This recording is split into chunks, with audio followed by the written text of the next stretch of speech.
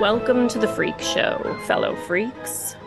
I'm Matthew Brockmeyer, I'm Krista Carmen, and this is Murder Coaster.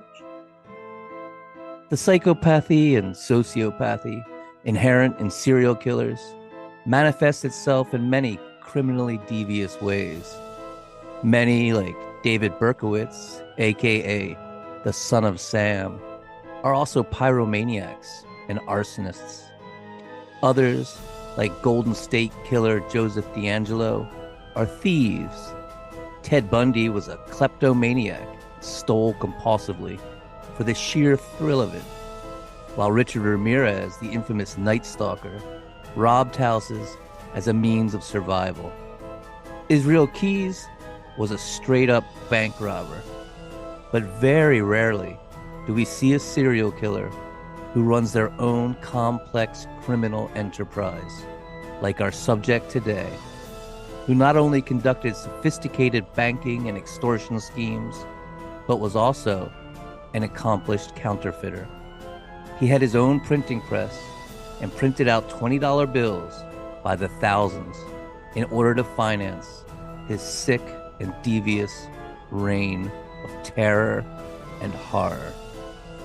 Ladies and gentlemen, today we bring you the incredibly disturbing and fascinating story of Mike DeBardeleben, the mall passer. Let's begin. The Secret Service is one of the oldest of all U.S. federal law enforcement agencies. Most believe that the Secret Service's sole goal is to protect the president and other political figures, and that the origin of the Secret Service can be traced back to the day Abraham Lincoln was assassinated. But this is just a coincidence, and the Secret Service was not formed as an organization to protect politicians, but to fight money counterfeiting. In 1865, the United States had only recently started printing paper money again in order to fund the Civil War. And already over a third, and by some estimates, even half of all paper money was counterfeit, a staggering amount. So, on April 14th, 1865, Treasury Secretary Hugh McCulloch told President Lincoln that rewards for counterfeiters were not working and that a, quote, continuous organized effort, unquote, should be installed. Lincoln agreed. The Secret Service was established, and Lincoln was assassinated by John Wilkes Booth only hours later. That is a gnarly timeline. On July 5th, 1865, William P. Wood was sworn in as the first chief of the Treasury Department's new Secret Service to investigate forgery, and within a year, 200 counterfeiters had been arrested. It wasn't until two more U.S. presidents were assassinated by gunshot, James A. Garfield in 1881 and William McKinley in 1901, that Congress officially authorized the Treasury's forgery investigators to also protect the commander-in-chief, something they'd already been doing informally. Since then, the list of those protected has grown dramatically to include all members of the first family, as well as the vice president and his or her family, and since Robert Kennedy's murder in 1968, designated presidential candidates too, as well as foreign heads of state visiting the United States. Today, the Treasury Department employs 2,000 Secret Service agents and also investigates bogus Treasury bills and saving bonds, financial crimes of all sorts, as well as credit card and computer fraud. But the combat of cash counterfeiting is the reason for their existence. There are very few independent counterfeiters. Usually, it's an organized type of crime involving multiple people falling into two camps. They're the printers, the actual creators of the money, and their aides, and the passers, various intermediaries and buyers of the fake bills. Counterfeiting operations usually involve those dealing in large cash-only transactions, like high-level drug dealers, the mafia, and various gangs and cartels. They say to be both a printer and a passer is to have an imbecile for a partner. That being said, the printer passer is often the most difficult for the Secret Service to apprehend. And there's been notoriously famous printer passers in the past, such as Emanuel Ninger, who was known as Jim the Penman, a German immigrant who was a sign painter and farmer in New Jersey, who meticulously painted each of his fraudulent bills by hand. Machinist Marion Williams began manufacturing fake coins in the 20s and soon moved on to paper currency, continuing for 50 years, only getting caught by chance when he was robbed of unfinished bills. Or elderly junk dealer Americ Jutner, who printed bills for over a decade and wasn't caught until his apartment caught fire. And on Tuesday, July 31st, 1979, it appeared there was a new printer passer at work when bogus $20 bills began to show up in shopping malls. The bills were printed on Crane's Crest white 20-pound paper, widely regarded as the best paper stock available for currency counterfeiting. The bills were done quite professionally and were multi-layered. First, a green ink portrait of the White House as the back plate, then the green Treasury seal on the front with serial numbers, then black ink portions, including President Jackson and the tall 20 superimposed over the Treasury seal. Further runs added red and blue traces, which mimicked the colored synthetic threads embedded in genuine linen and cotton rag currency stock. The bills had also been sulked or chemically aged in a tea solution and meticulously raggled or hand crumpled. But as complex as the printing process had been, and though they'd easily pass the untrained eye, they were obvious forgeries to an expert, what the Secret Service would label as not a deceptive note. The details weren't crisp, and the bills lacked the raised ink from hand-engraved plates. And the counterfeiter hadn't even tried to match the magnetic inks used by the U.S. Bureau of Printing and Engraving.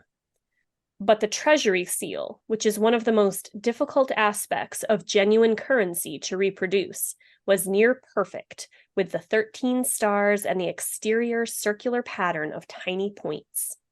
And the green color was also nearly exact. The characteristics were telex to all 63 Secret Service field offices with its circular number 7215, meaning this new counterfeit was the 7,215th detected by the Secret Service. Luckily, the cashier remembered the man, a white male in his mid-30s, about 6 feet tall, around 160 pounds, with black hair, wearing wire-rimmed glasses, and with an unusual protrusion on his nose. Floaters, or bills that had been passed off and entered into circulation, began to appear randomly here and there. But by 1980, the counterfeit 20s were appearing in shopping malls across the country. The Valley View Mall in Dallas, Texas, the 12 Oaks Mall in Michigan, the Century Plaza Mall in Birmingham, Alabama, the Cumberland Mall in Virginia, the Blue Hen Mall in Dover, Delaware. The bills were popping up all over in seemingly random places. Durham, North Carolina, Columbus, Ohio, St. Louis, Atlanta, New Orleans, Minneapolis, Milwaukee, Tulsa. By the end of 1980, $30,000 of the bills had shown up in 38 states.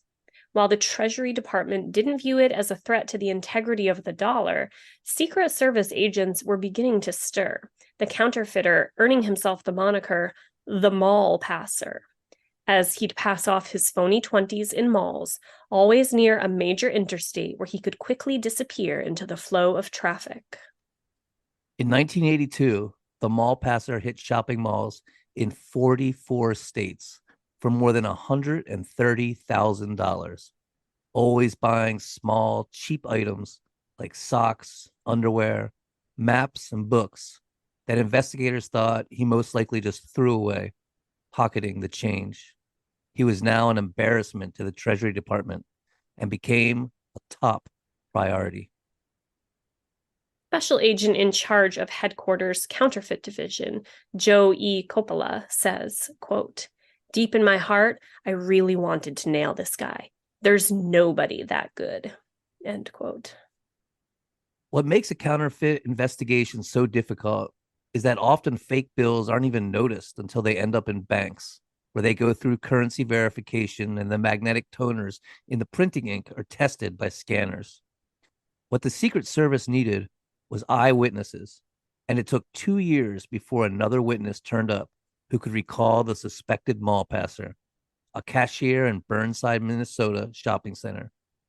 She'd been wary of the bill and called the police, but only after the culprit was long gone.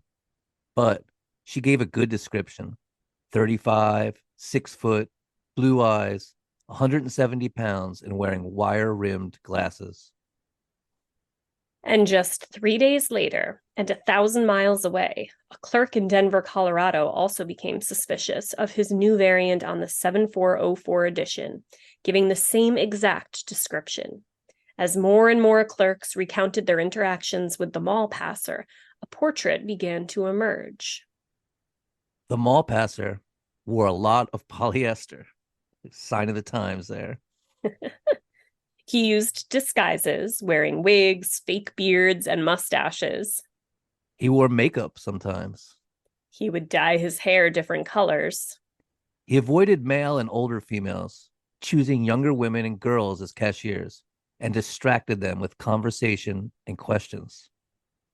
But what troubled the Secret Service the most was his ability to move enormous distances extremely quickly, almost ghost-like, passing off a fake 20 in a shopping mall in Jacksonville, Florida, and later in the same day, passing bills 425 miles away in Mobile, Alabama.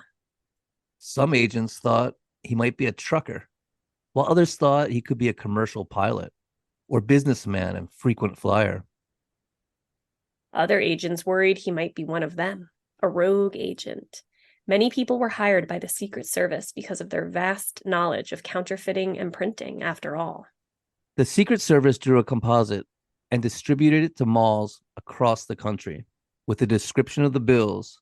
And after years of what appeared random patterns, Treasury agents were beginning to see predictable behavior.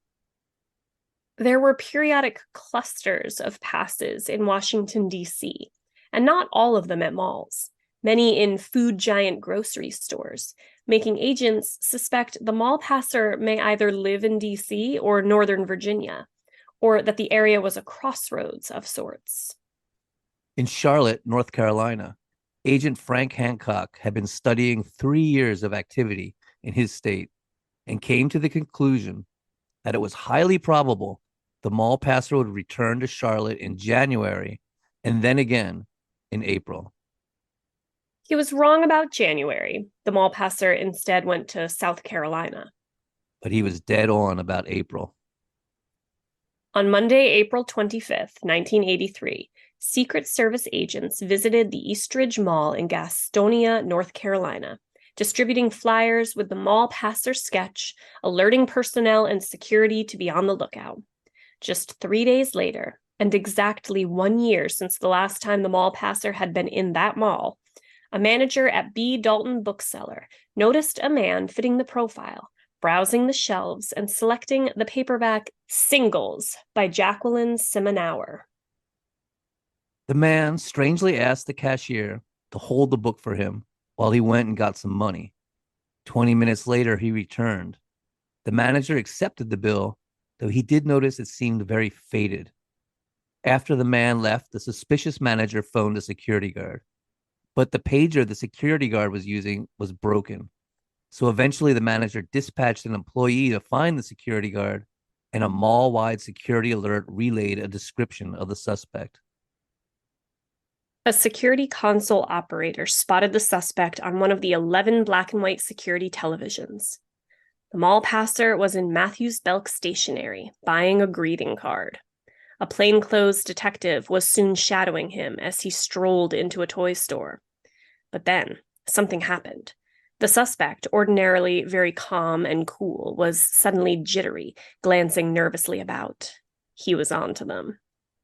Mall security watched the monitors with trepidation as the suspect ducked out a door reading I-85 parking, the detective close behind. The suspect bolted through the parking lot to a beat-up, plain-looking two-door car, peeling away. But the detective was able to catch the license plate number, RYP 87, as the car screeched out the mall exit and onto the eastbound lane of I-85, just as police cruisers were on their way, actually passing him, going in the other direction. No one was surprised when the license plate number came back stolen. His close brush with the law didn't slow the mall passer down, though. Just 3 days later, he was in Lenox Square Mall in Atlanta, then up to South Carolina, and further north to Reading, Pennsylvania, before coming back south to Lynchburg, Virginia. But agents knew an appearance in Lynchburg meant one of two things. The mall passer would either go south on State Route 29 to North Carolina, as he'd done in April, or west onto the I-81, as he'd done in July 1982, heading down through Tennessee and Arkansas toward Dallas and Fort Worth. So a team of agents from Knoxville field office went to the eastern Tennessee cities of Bristol, Johnson, and Kingsport, all three of which lay adjacent to I-81 and were past targets. Agents canvassed shopping malls in each of the cities, going store by store, handing out their posters and asking for assistance. The agents' predictions were dead on again because on May 24th, 1983, the mall passer got to work in Johnson City, Tennessee.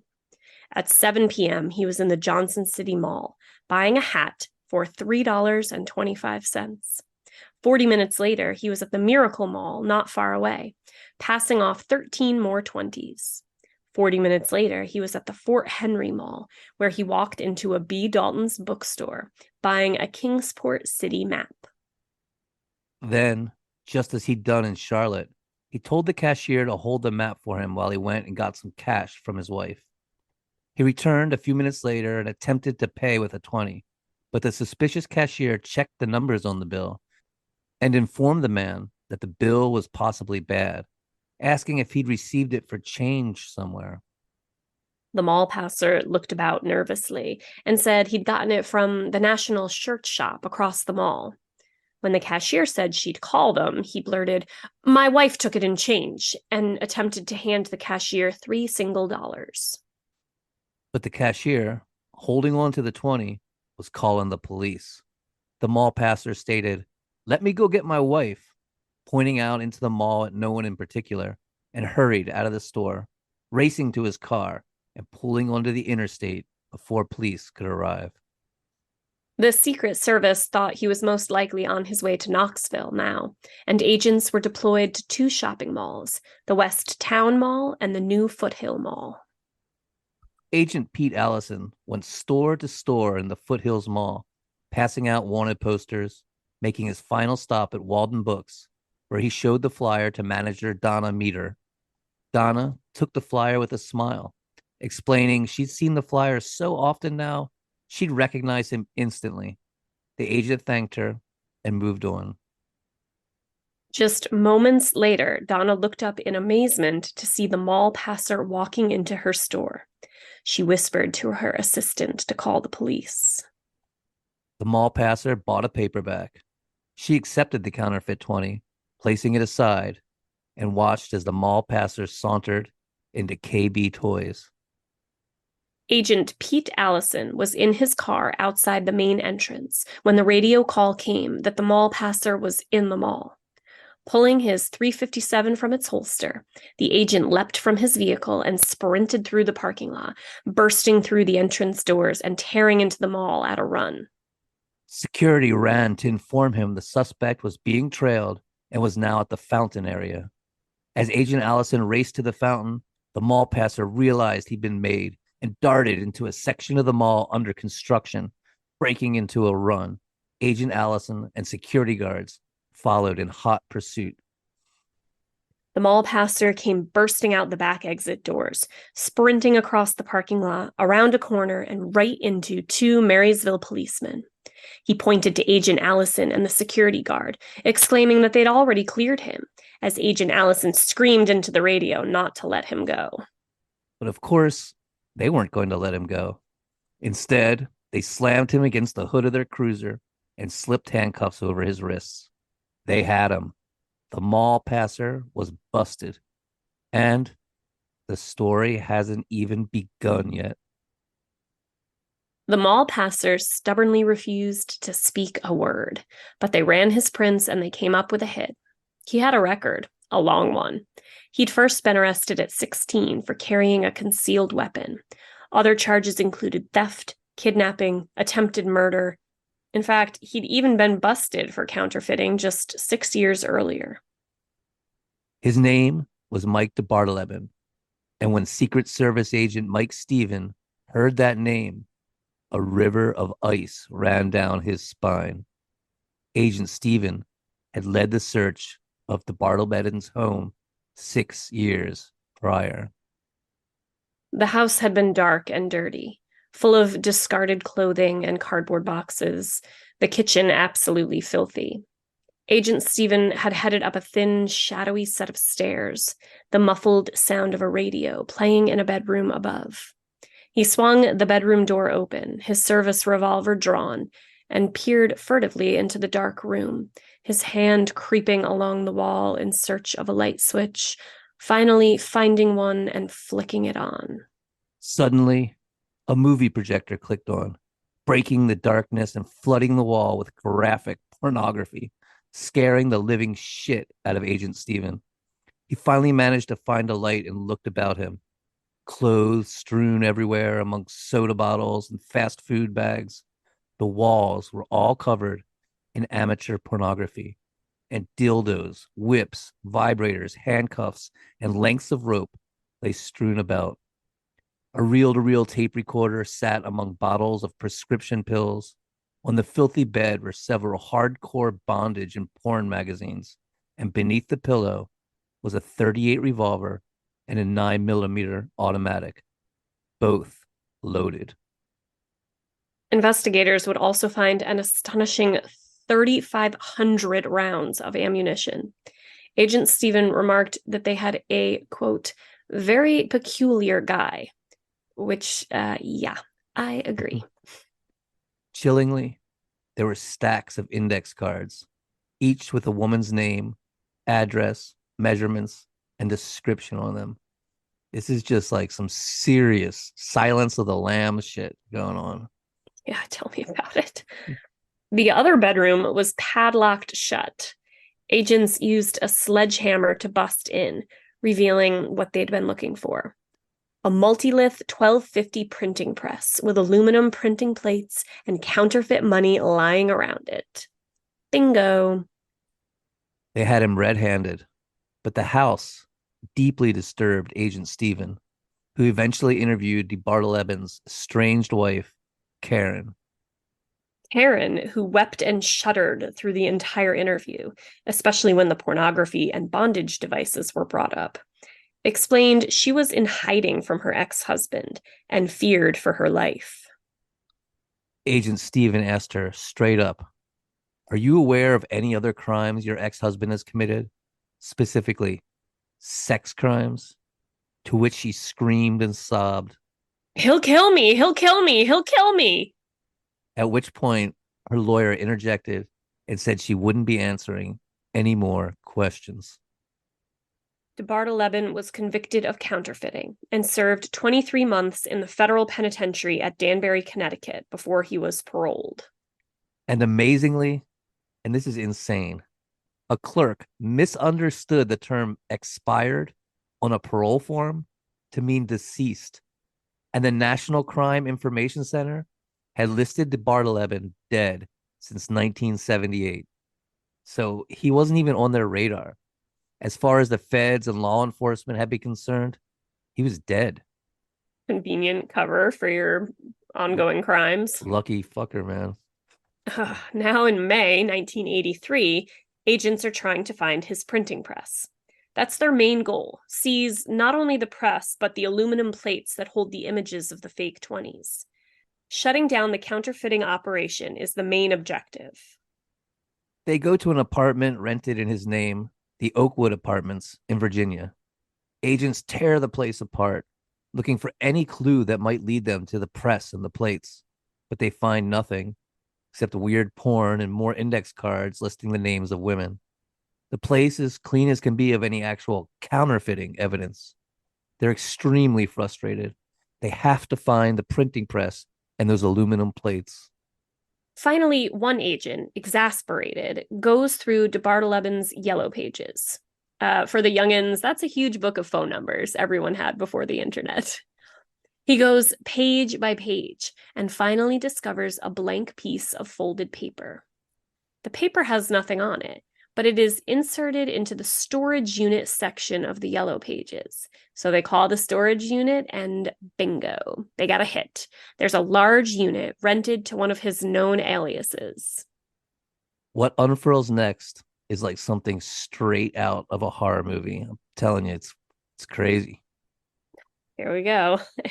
Agents swarmed to the storage unit, cracked the padlock, and rolled up the door, immediately discovering the press, a multi-lith 1250, dismantled in the corner under a bunch of chairs, lampshades, and a mattress. Mixed in with the junk was $207,000 in counterfeit 20s, aluminum plates, and ink. Agents also found three 22 Derringers, a 45 Colt Commander semi-automatic, a Smith & Wesson 38 revolver, and a Browning 25 semi-automatic pistol.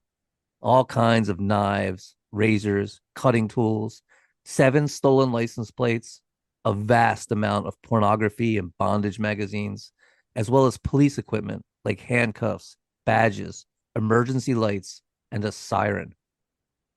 And on a much creepier, darker note, they also discovered a number of women's driver's licenses, as well as 300 pairs of women's underwear, some soiled with blood and semen. There were also wadded up balls of adhesive tape with hair stuck to them. Agents also found audio tapes and hundreds of pages of cryptic handwritten notes. Leafing through the handwritten notes was bizarre. There was everything from recipes for methamphetamine, which read in part principal ingredients, ether, and the cotton stuffing from Vicks inhalers. The good old days when they put speed in asthma inhalers. Jesus.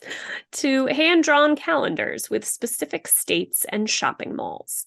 There were crude attempts at writing pornography, notes on how to run scams and rob banks, scripts to read over the telephone to fleece the elderly, which we'll get into later, the addresses of hundreds of bank executives, bizarre lists like plenty of nylon rope, belt with O-ring for waist, wraparound shades, rubber bands, trench coat with hood, KY jelly, makeup, eyeshadow, lipstick, enema bag, plenty of speed, downers, and laxatives for her.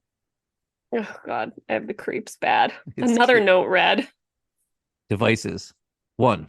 Whips, dildos, handcuffs, ceiling harness for upside down in the water. 2. AH harness, suspended shoulders. 3. Two-handled broom device for dildo. 4. Photo and tape equipment. 6. The biggie. Scenario 1. Tell me about the pain. Describe it. Details. More details. How does it feel? Convince me that you like it. 2. Tell me how you feel humiliated, degraded. 3. Tell me how you like for me to bite you, slap your face, smack you in the ass. 4. Bite or cigar burn or whip at a moment of ejaculation. 5. Hair. Pull mane. Say arf. Bow wow. Nay. Cryptanalysis would uncover transposition ciphers and rudimentary encryptions in which notations were written backwards and abbreviated. For instance, KRF meant Frank. He used C to denote his ex-wife Karen. HCF meant handcuffs, and FAS meant fast or being on speed. Goofily enough, FM stood for funny money. But most chillingly, investigators would later come to believe KRK meant kidnap, rape, kill. Some of the notes were diary-like rambling thoughts, such as, My beliefs. I'm too old, ugly, poor, etc. to attract or fuck young, pretty girls. I need speed to get going and accomplish things. Because Karen rejected me, I'm less of a person. Must get even. All pretty girls will reject me. I hate women. Oh, tell me how you really feel, buddy. Chillingly, another red. Just because I'm thinking about murder and want to do it doesn't mean I have to, but I can prepare for it. I can be ready for it just in case the opportunity presents itself and everything's perfect. And the tapes were equally as terrifying.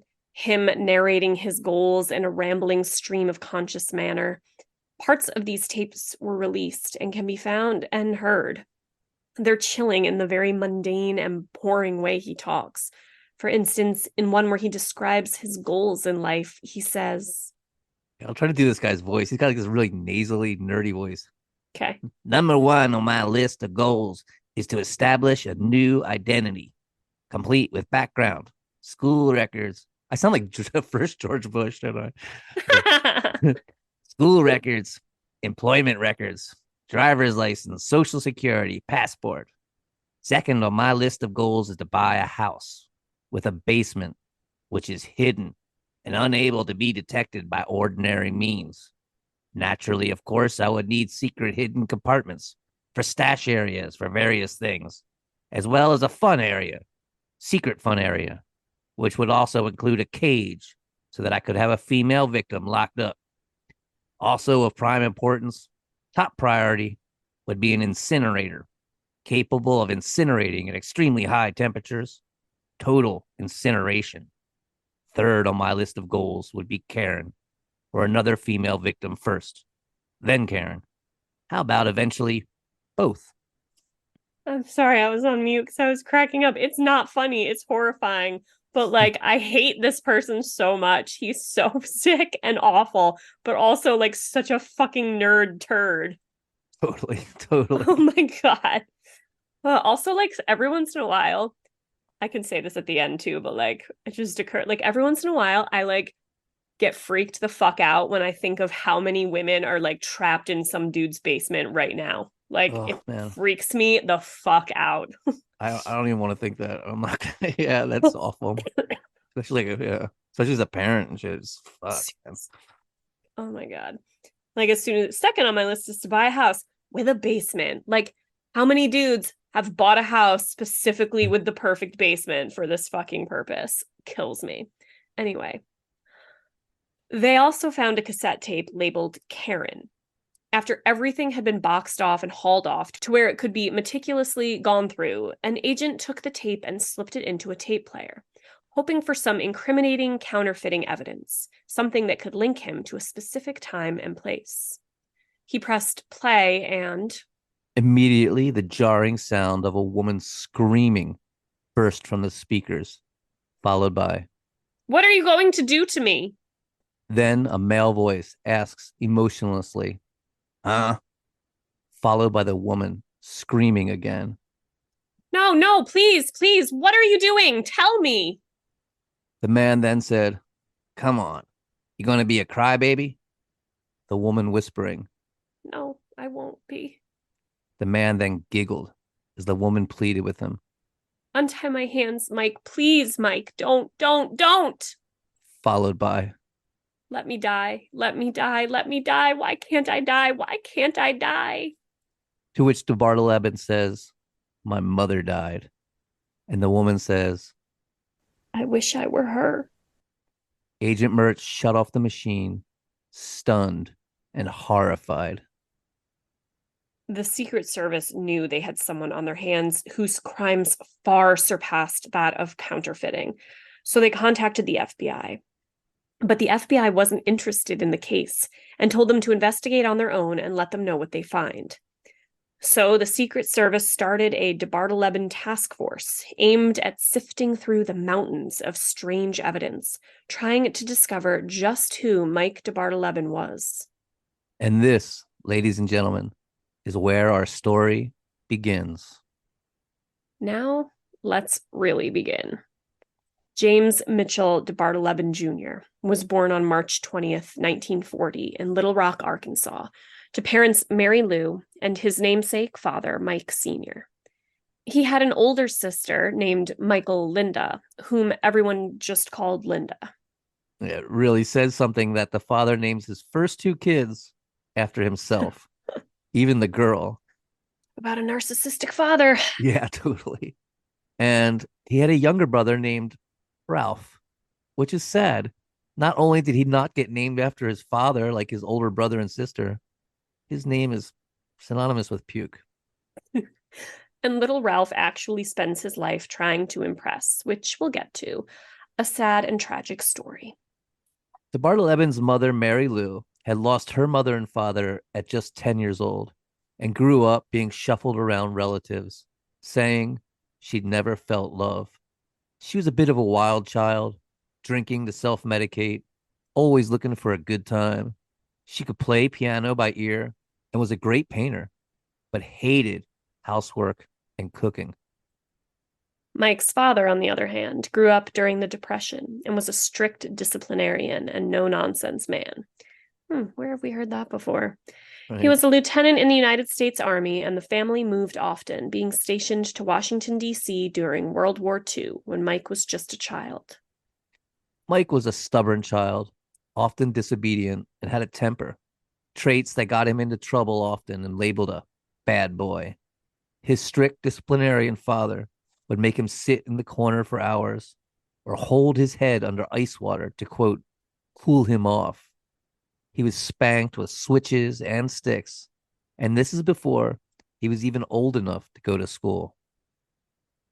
Meanwhile, Mary Lou is finding solace in the bottom of a bottle, drinking heavily with neighbor women, sometimes showing up at taverns, dragging the children along.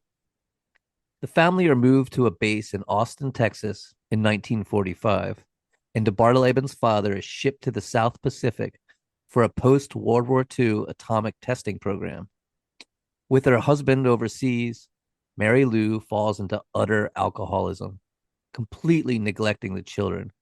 Linda, his older sister, did her best to take care of her younger brothers, cooking for them, making sure they made it to school, while Mary Lou drunkenly trolled the bars, often bringing home strange men. When Mike's father returned, now a major and a battalion commander, he was so embarrassed he requested a transfer, and the family moved to Camp Campbell, Kentucky.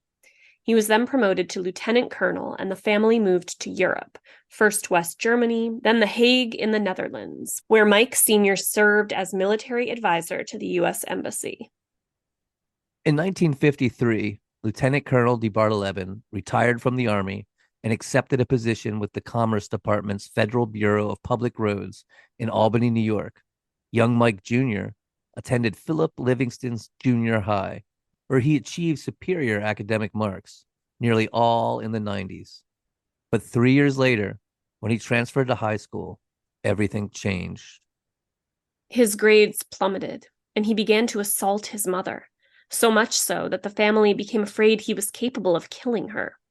In 1956, Mike is arrested for having a concealed handgun.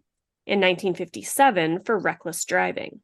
In his mugshot, he is the epitome of the 1950s juvenile delinquent, wearing a leather jacket, sunglasses, and a bored sneer.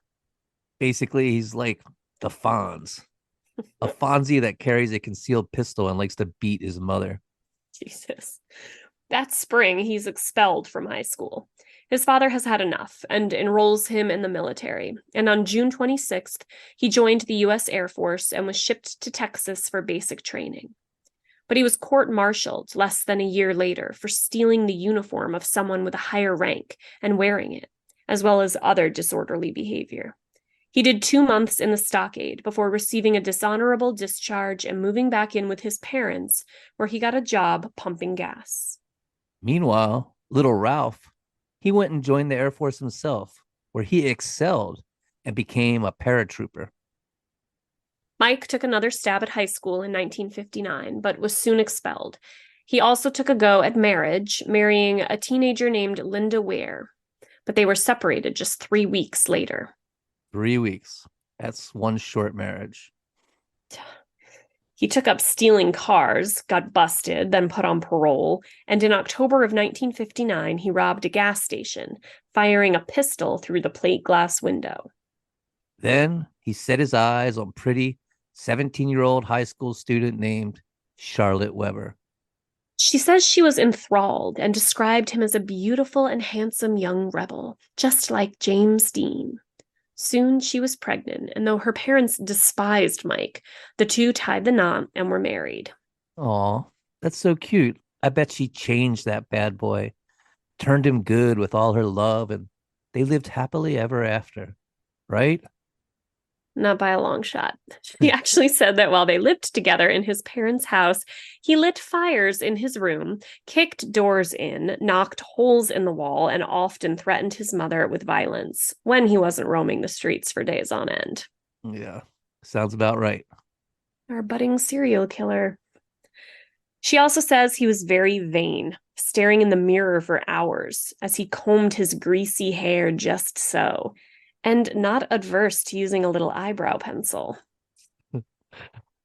By the time Charlotte gave birth to their daughter Bethany on December 12th, 1960, Mike had basically abandoned her, but he did show up once long enough to knock her up again. Charlotte's parents forced her to give this child, another daughter, up for adoption. Mike didn't care. Could it be that they were all female and he hated women with a burning passion? Or was he just such a worthless piece of shit that he didn't care about anyone but himself, including his own children? Maybe a bit of both. That would be my guess. And then Ralph came home on leave from the army, drove his car to a church parking lot, ran a hose from the exhaust in through a cracked window, went to sleep, and never woke up again. Mike didn't seem too upset that his little brother Ralph, the good son, had committed suicide, though he did manage to somehow blame his mother for it, of course. But Mike was thinking about higher education and applied for the Texas Christian University in 1962, using a fake high school diploma he'd counterfeited himself. But when he was a second-year freshman with a D-plus average, the forgery was somehow discovered. Because of this, his probation was broken, and he was sent to the Texas State Prison in Huntsville to serve his sentence. He eventually received parole and moved in with his parents, who had now relocated to Arlington, Virginia. Soon after his move to Virginia, he was struck with severe chronic illnesses that would follow him for the rest of his life, including hepatitis, colitis, mononucleosis, and prostatitis, as well as pneumonia. Bedridden, he put a movie projector in his room and would project pornography on the walls as he convalesced, to the absolute horror of his parents. Can you imagine that back then? Fucking crazy. I actually cannot imagine it like ever, but it's insane. Your parents' house and you're projecting porno on your wall. Fucking hell, man. Then when Mike started hiring nude models to pose for him in the house, his mother complained and he threatened to kill her with a hatchet. And when he eventually pulled a straight razor on his mother during an argument, his father called the county sheriff, and Mike was sent to Western State Mental Hospital in Staunton, Virginia. The psychiatrist found no sign of psychosis or mental illness and recommended jail time. But instead, Mike was released from the hospital, and 4 months later, he was getting married to a beautiful 19-year-old cosmetology student named Wanda Faye Davis from Tazewell, Virginia. Wanda was a sweet and innocent girl who'd never even been to a fancy restaurant and whose biggest fear was staying in Tazewell and becoming a, quote, hillbilly. She was swept off her feet by this sophisticated man who'd lived in so many places, including Europe. Soon after the marriage, he had her posing for nude photographs, sometimes in bondage and performing sex acts. He then told her he would send the photos to her family if she didn't help him with a banking scam he called Mr. Benson. The scam started by casing a town. Then they'd find an elderly woman, get her phone number, and call her. Tell her they were detectives working with her bank and that managers were stealing from her account. They'd instruct her to go to the bank, make a large withdrawal, take the money back to her house, where a detective would show up to examine the money. Of course, the detective would be none other than Mike DeBardeleben, who would explain he had to take the money to examine it for evidence, but he would either return it or credit her account when he was done. Of course he would. They performed this scam about 25 times in multiple states, averaging around $1,200 a scam, but getting as much as $3,500. Fucking crazy. Around this time, Mike was also arrested with Wanda's cousin in Prince George's County, Maryland, for kidnapping, sodomy, and assault on a young woman. Disgustingly, a jury found them innocent because the woman had willingly got in their car. Fuck. Wanda would later state that Mike DeBardeleben's greatest goal in life was to kill a woman. He alluded to it and talked about it constantly. She claims it stemmed from his hatred for his mother. In April 1969, Mike and Wanda upped their game and committed a crazy kidnapping and ransom extortion. Mike went to the house of Edgar W. Smith Jr., an American National Bank manager in Wheaton, Maryland, knowing that the man was at work. And when his wife answered, he flashed a badge and said he was with the Secret Service and needed to talk to her about banking issues related to her husband. She foolishly let him in, and he immediately pulled a gun, handcuffed, and gagged her. He then called Edgar Smith at the bank, saying to get $60,000 immediately or he would kill his wife, who he had to babble into the phone and beg for help. Smith, in a panic, grabbed as much money as he could, a little over half what was asked for, and took off, where, after a complicated game of finding hidden instructions, he ended up leaving the money in a parking lot where Wanda came and snatched it up. The plan worked perfectly, and they were gone. Wanda said pulling off stunts like these left Mike thinking he was omnipotent and a god. Wanda also said he was never without a handgun. Among others, he had German Lugers, a 357, 38 specials, Browning automatics, 22 pistols, and as with all of his relationships, Mike was cruel and sadistic, putting her through both mental and physical tortures. They'd argue often. At one point, during a heated argument, Wanda threatened to go to the police. So Mike tied her to the bed, where Wanda says, quote, "Sexual atrocities that I will not mention were performed upon me. It hurts to even think about it. You don't know the meaning of being beaten up. I'm not talking about somebody taking their fist and beating you black and blue. We are talking about things done to you that you wouldn't believe." Fuck, man. I don't like this guy, Mike, at all. I fucking hate him. On April 27th, 1971, in Barrington, Rhode Island, real estate agent Edna McDonald received a call from a man she'd previously shown houses to, named Charles Murray. Charles Murray explained he was traveling through the area, coming south from Nassau, New Hampshire, and asked if she could show him a house as he passed through, that he'd meet her at the Sheraton Hotel in Providence the next day. He seemed like a rich businessman with a family, and she agreed. She was never seen alive again.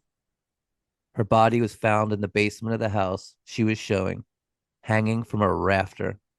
She'd been strangled with her own stockings. This Charles Murray had filled out a questionnaire at one point, and handwriting experts would later say it was undoubtedly filled out by DeBardeleben.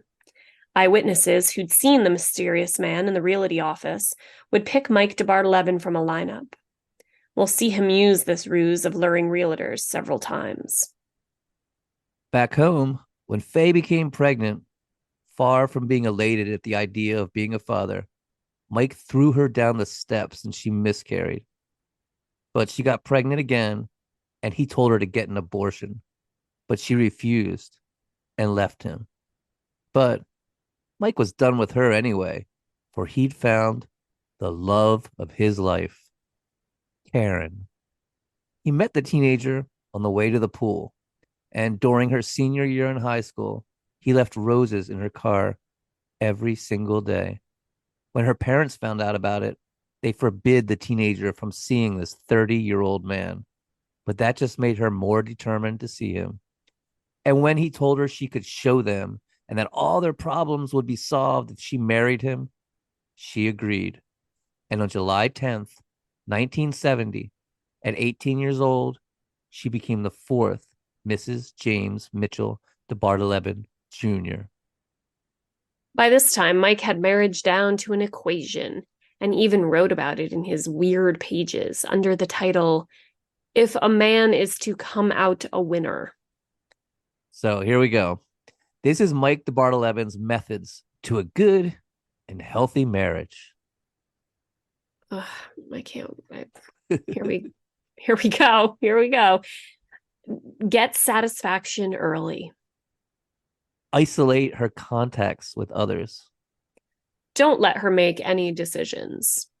Don't let her acquire any skills, working, driving, social skills, etc. Don't let her have any power, bank accounts, ownership, or inside information. Collect material for blackmail. Never trust her completely. That one's so sad. Let's see. Don't enlighten her with knowledge, especially of psychology. Always remember the relationship is temporary. Double sad. Make her more dependent. No phone, no driver's license, no doctors, no books, except for fantasy. And I don't know about that one. Fantasy can be very empowering for women. Yeah, that's a weird one, but are we shocked here that he does something weird, nonsensical? Then just drugs with a question mark. Yeah, that one's very ominous. Well, it appears Karen was not only incredibly beautiful, but a real wild child who fell right into his swinging lifestyle. It didn't take long before Karen was pulling scams and heists with him. Mike now wearing a wide-rimmed Stetson cowboy hat and a fake mustache. She is the absolute love of his life and will always be a part of his black and rotten heart. They lived a wild life of drugs and crime, pulling capers and popping pills. She remembers at one point, in and out of a blackout, talking Mike out of killing a young hitchhiker he'd brought back to the house to rape and torture. She said he hated women because of his mother and feared men because of his father. And just because she was the love of his life didn't mean she escaped his torture and abuse. He would so traumatize her, including in recordings later found by Secret Service agents, that she says her personality split into multiple people. One, a protector named Paula, another named Melissa, who was created to take his torture. She'd also later say that he was constantly in pain from all of his physical ailments and hooked on Darvin, codeine, and methadone. In 1975, DeBardeleben savagely pistol whipped an exotic dancer named Philippa Folliner, but prosecutors declined the case because, quote, she was a hooker, an unsympathetic victim, too hard to convince a jury to convict, end quote. Such fucking garbage. I know, and DeBardeleben, this guy goes free, you know? yeah, Fucking over and bullshit. over. DeBardeleben, who'd long been into forgery, remembered he'd made himself a high school diploma all those years ago. He buys a printing press and starts printing, obviously bogus money, and in 1976 is arrested by Secret Service agents. While DeBardeleben is in prison, Karen divorces him and goes into hiding. He serves 2 years, and in May 5th, 1978, DeBardeleben is released from the federal penitentiary in Danbury, Connecticut, and moves to a halfway house in Washington, D.C. He works for a while as a barber, a condition of his release, then stops coming to work, buying a dark blue 1977 Thunderbird. Meanwhile, he's mistakenly marked dead in the crime database. Oops.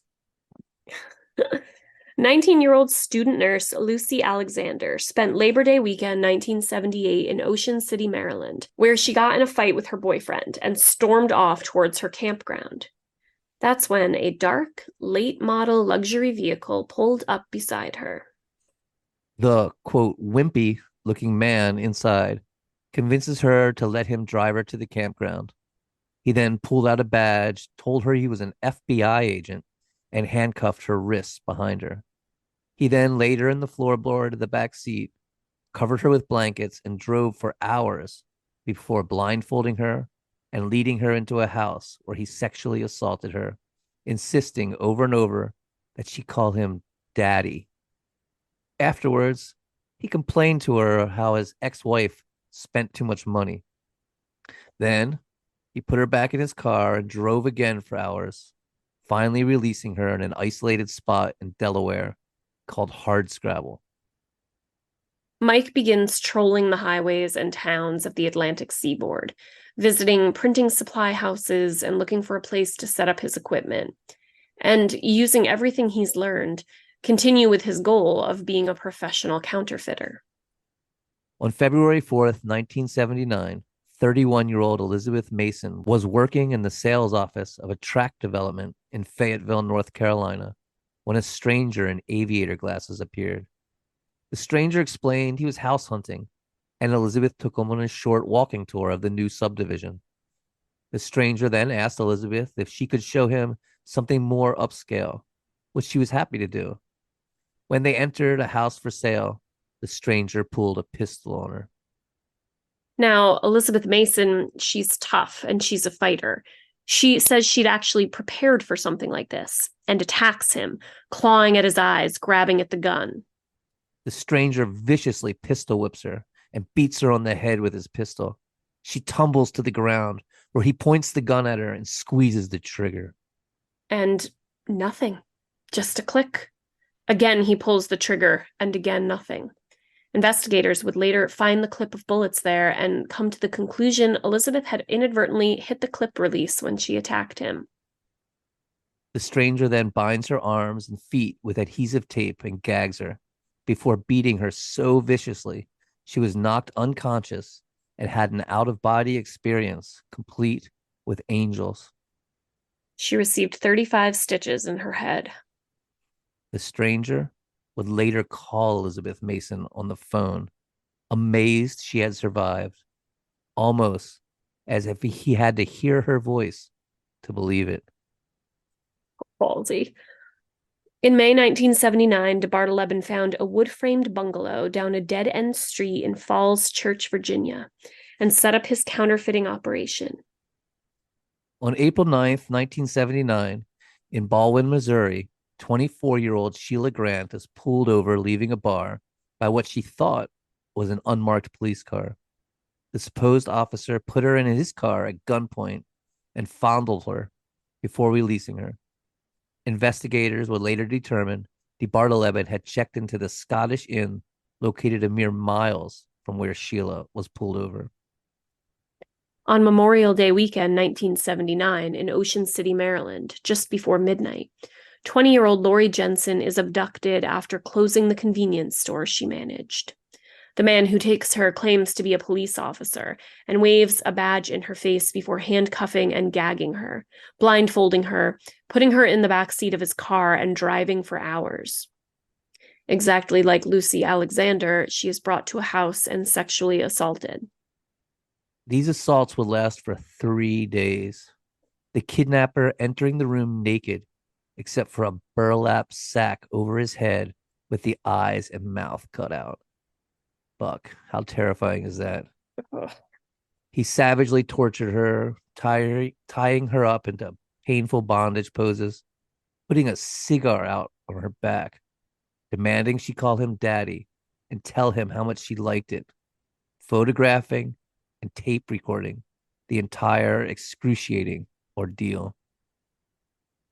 Agents would find these photographs, as well as tapes of the assaults labeled Becky, a name he used for many of his victims.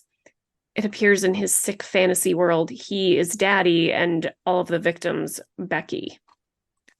Between assaults, he'd put her in a closet where she was chained to an eyebolt on the floor. He then drove her to Maryland and dropped her off blocks away from her house, telling her if she went to the police, He released photographs of her naked. Just that he knows exactly where she lived is so creepy and terrifying. Totally. He then meets New Jersey girl Barbara Abbott in a disco. She wanted to be an elementary school teacher, but instead became the fifth wife of Mike DeBardeleben. Oh my God. He wooed her by showing her fake IDs in multiple states he had made, saying he could, quote, get away with all kinds of stuff with them. He also shows her some of the funny money he's now producing on his new printing press. He does his routine on her, has her involved in all kinds of extortion and attempts to rob banks as well. And they nearly get caught in Baltimore, the police arresting them, but releasing them for lack of evidence and not prosecuting. They marry reportedly so that if they were ever caught and put on trial, she couldn't testify against him, and spent their honeymoon in the Florida Keys, passing off fake 20s. Then DeBardeleben begins taking off for weeks at a time, sometimes mailing her money, sometimes not. He's the mall passer now and appearing all over the country under an insane amount of aliases. On March 30th, 1980, he's in his hometown of Little Rock, registered at the Best Western Motel as Alan Kirk. On April 21st, he's in Falls Church as James R. Jones. Then at the Columbus, Ohio Holiday Inn, checked in as Michael B. Shelton. And later at a La Quinta in Indianapolis as Thomas R. Curry. In Massachusetts, he's Morris Pocott. In Nashville, he's Roger Colin Blanchard, later buying a handgun as Robert Tremblay. In Wisconsin, he's Paul Donnelly, passing off a flurry of fake 20s. And in Kansas City, he's Roy Sledge. I like that one. Roy Sledge, be a good name for a noir detective. Roy Sledge, PI. Totally. But as he roams the country, passing off 20s, he's also continuing to abduct and sexually assault women. On December 11th, 1980, Maria Santini was working behind the counter of a clothing store in Willingboro, New Jersey, listening to the Frank Sinatra Hour, when a slender white male in a black trench coat and dark business suit entered, pulled a gun, and declared he was robbing the place. He bound Maria, emptied the cash register, then led Maria by gunpoint to his car, laid her down, and covered her with a blanket. He took her to a house where he removed her shoes and underpants before leaving the room. When he returned, he was in a yellow miniskirt and high heels. He began to rub her feet and said to her, I guess you think I'm pretty strange. Yeah, understatement. But she replied back, oh no, not strange at all. Obviously terrified and trying to placate him. To which he told her he saw this situation in a magazine, and it looked fun, so he decided to try it. He then set up a tripod and camera and began tying Maria up into different bondage positions with rope, including the Chinese hog tie, which is particularly painful, photographing everything. But after a while, he seemed to get bored, had her dress, drove her to the New Jersey Pine Barrens, and let her go, asking her if she needed any money to make a phone call or anything. But Mike's new wife, Barbara, was suffering severe mental health issues. She was deeply depressed. She felt abandoned, ashamed, and alone. And in early 1981, when Mike was laid up with another bout of pneumonia, she snuck away and left him, going into hiding, as Karen had done. On May 6th, 1983, Michelle Wallace is pulled over in Bloomfield, Connecticut. When the supposed officer tries to force his way into the car with her, she puts up a terrific fight and begins blowing the horn, and the man runs away when the headlights of an oncoming car illuminate him. Fake 20s had been passed at a mall not far away, and Michelle would later identify DeBardeleben from a photo lineup. Later, photographs of women found in DeBardeleben's storage unit would be linked to missing sex workers in the same area. On April 27th, 1982, real estate agent Jean McFowle in Bossier City, Louisiana, goes to show a Dr. Zach an expensive home in a new suburban subdivision called Green Acres, and never returns. Police later discover her body in the attic. She'd been strangled to death and suspended from a rafter by her neck, nearly exactly like real estate agent Edna McDonald in Rhode Island. The crimes were so similar, they were what investigators call layovers, meaning you could lay the cases over each other and they'd match perfectly. But unlike the Rhode Island murder, the killer had also stabbed Jean multiple times after she was dead. But like the Rhode Island murder, she was not sexually assaulted in any way. 2 days before the murder, the mall passer had been passing bills in Tyler, Texas on Interstate 20, which heads east right through Bossier City. Agents would later find references to a Dr. Zach alias in DeBardeleben's house, and license plates in DeBardeleben's storage unit would be found to have been stolen from cars in the same area at the same time. Later, witnesses who saw the two together would also pick DeBardeleben out of a photo lineup. So it seems like there's a pattern here. He's targeting older real estate agents and murdering them, but he's not sexually assaulting them. These are women who look very much like his mother. Psychologists would even speculate that the idea of looking at a home with an older woman was symbolic, the home itself being a symbol of the mother, and the house even being seen as a womb. And conversely, he's abducting young girls and raping them, but letting them go, not killing them. Women who look like his ex-wife, Karen. Just how many women DeBardeleben may have raped and killed over his long career as a sociopath, we'll never know. 40 women in his collection of photographs are still yet to be identified, many covered in bruises and ligature marks. And these are just some of the many crimes he's thought to be a part of.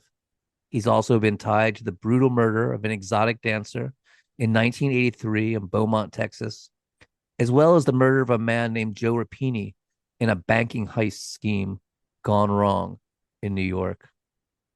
Mike DeBardeleben was facing many trials across the country for counterfeiting, extortion, kidnapping, assault, rape, sodomy, as well as 3 pending murder trials. The first of these many trials was the federal counterfeiting charge, which was a complicated bit of legal wrangling designed to ensure maximum penalty, where the prosecutors sought to mix in the violent sex crimes so that Mike could be labeled a special offender, meaning he was guilty of a multitude of very different crimes and an incredibly dangerous man deserving of a long sentence. Mike serves as his own lawyer and actually does quite well, claiming since there was no warrant, all the evidence from the storage locker should be inadmissible. And the judge considers it. That would be it, game over. The prosecution is freaking out. The judge even compliments DeBardeleben on his legal expertise. Like, what the fuck? Sorry, what the fuck? But ultimately strikes down the motion to suppress the evidence for, in the original arrest warrant the Secret Service obtained for the mall passer, there was a clause in there authorizing the search of any and all residents known to the suspect. In his effort to obtain a special offender status against DeBardeleben during the counterfeiting trial, the prosecutor would go into dark and graphic detail over the types of violent sex acts and pornography involved in the case, and actually personally apologized to the judge for putting the court through the trauma. The judge said he perfectly understood what the prosecutor was trying to do, prove what a dangerous man this was, and agreed, sentencing him to 5 counts of 25 years each as a special offender, to be served consecutively, not concurrently, for a total of 125 years. Then, in the next trial in Baltimore, he was given 180 years, also to run consecutively, making the total 305 years with parole only possible after serving 59 of them. This heavy amount of time ensured DeBardeleben would never be a free man again, and prosecutors in other states like Connecticut decided it wasn't worth the time and money to advance their cases. But in 1986, New Jersey decided to go ahead and hold a trial. Maria Santini, whom he'd abducted and assaulted in 1980, was a witness, and Mike representing himself as a lawyer, repeatedly tried to trip her up on the stand. Especially when flustered, she would refer to her attacker as he instead of you. But she redeemed herself when Mike asked her, "Do you want to see the man who did this crime to you punished?" She replied, "I would like to see you in prison, yes." He was found guilty, another 60 years tacked on, with no parole eligibility for 30 years.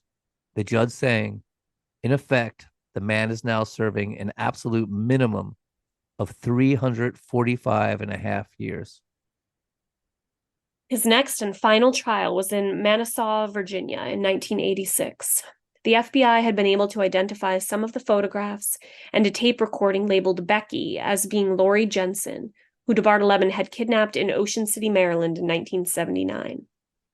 But having her confirm it was her and testify in court would be tantamount to re-victimizing her, forcing her to relive her trauma. It was a delicate situation.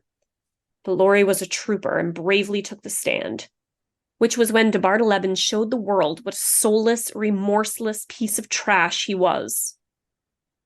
While the rest of the courtroom sat in stunned and unnerved silence as the tape of Lori's torture was played, DeBardeleben was said to have grinned and openly enjoyed Lori Jensen's pain as she testified. But when he cross-examined her, he got so caught up in it all that he revealed details only the kidnapper could know, basically proving that he was in fact the culprit, completely ruining his defense. He was given another life sentence, at which point he called the courtroom a bunch of communists. Okay. Louisiana announced a murder trial for the death of real estate agent Gene McFall, then quietly rescinded it, later explaining that the case was only worth it if they could give him the death penalty and execute him. But that was going to be complicated. For in order to do that, they needed to show premeditated intent to kill, as well as proof that the murder was performed in the course of another felony. It was all just too complicated. Not to mention, there was no direct evidence, such as fingerprints, and the district attorney deemed it not worth all the time and money. Rhode Island followed suit and declined to move forward with their murder trial as well. In each instance, the victims' families were outraged that there would be no justice for their loved ones. But Mike DeBardeleben was going to prison and never, ever getting out. That much was certain. In a bizarre twist, his second daughter with Charlotte, who had been put up for adoption, well, after becoming a successful pediatrician and starting a family of her own, decided to track down who her biological parents were. Suffice it to say, she was shocked to realize her father was the infamous mall passer. She did eventually decide to send him a letter. He immediately wrote back, and the two became pen pals. Well, they say blood is thicker than water. She even visited him once, just once.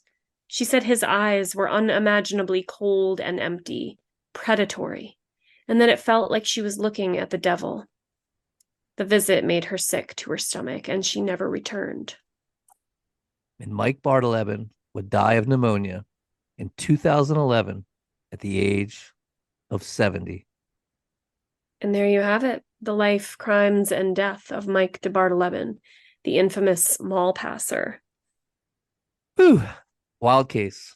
And, this is another one you never seem to hear about. I did not know about this I came across it randomly. These crimes. I feel like this, I don't want to minimize all of these real painful, awful things that happen to all of these people, but I feel like this would make a very good movie. Just because it's a crazy story it starts out they think they're just going after this money counterfeiter, and the person that he really was is just so much darker and more horrific than I think anybody would have ever imagined. It just seems like the plot of a thriller where you think you're getting one thing and it just follows these bizarre twists and turns until you're just what is happening? Totally. It's got all the elements of a great thriller, fucking crime horror, Silence of the Lambs kind of movie. It's the women that he brought in and like made sort of his accomplices. I think it's a little bit more like they're his accomplices via Stockholm syndrome because they're also being like horrifically abused and tortured themselves. And It blackmail. seems like, yeah, and the first chance that they have to get out and go into hiding, they take. Where are Karen and is it Michelle? Blanking on the second wife to go into hiding. Where are they now? I have no idea. They were seriously trauma. Like everyone that he is ever involved with is like he like destroyed them mentally. Like they were just like could barely even talk. Like Karen was like she could barely talk to the investigators without like bursting into tears and freaking out. And like she said that she had had these different personalities now. And they said that they would watch her shift into it. Like when she would get defensive, she would become another person to like deal with the trauma. It's but luckily they're all of that, like you said, they were accomplices. But by the time they busted him for all that, the statute of limitations. Yeah, exactly. Yeah, that's good. Not to re-traumatize them any further than they needed to be. Like, I don't know, man. It's that thin line of like, what are you actually responsible for if you're being manipulated by somebody like this? I mean, this is like a whole other level of just fuckery. Totally. It's fascinating and scary as hell. Yeah, I'm telling you. It's like the creepiest thought ever, but when he was looking at houses and he's a man that wants to buy a house with the exact basement that he's envisioned, that's like the biggest red flag ever. I didn't realize how dangerous it is to be a real estate agent. Apparently they say that kind of shit happens all the time. And you have these, people that they'll show the house at any time because people are like, oh, I work all day. Can you show it to me at night? And you go to this house with a stranger, this empty house. Right. And what is the proof? Like if you're in business for yourself or you work for a company where, like you're doing showings after hours, you're not in your office, you're not like logging your visits anywhere. You could just leave your house with the only proof of you going anywhere is like a text message between you and a stranger. I mean, in today's day and age, probably not in the 1980s, the text message, but yeah. And then you're gone. Phew, man. Crazy, horrifying. And I just to look at this guy, I mean, I know, right? It's never what somebody looks like, of course, but you just look at this, he's like a little plain looking. Yeah, and he's he's slender, he's not a big guy, he's just kind of like a little nerd man that the one he picked up that woman in Ocean City, Maryland. She says she got in the car with him because he looked like a wimp. Yeah, he looked safe, and he used a gun. Right. Oh, good grief. Yeah, good grief. And with that, I want to say thank you so much, dear listeners and fellow freaks, for listening. And hey, we want to hear from you. Got a case you think we should cover? Did we get something wrong? You just want to say hi? Drop us a line at murdercoasterpodcast@gmail.com. That's murdercoasterpodcast@gmail.com. And we will catch you next time.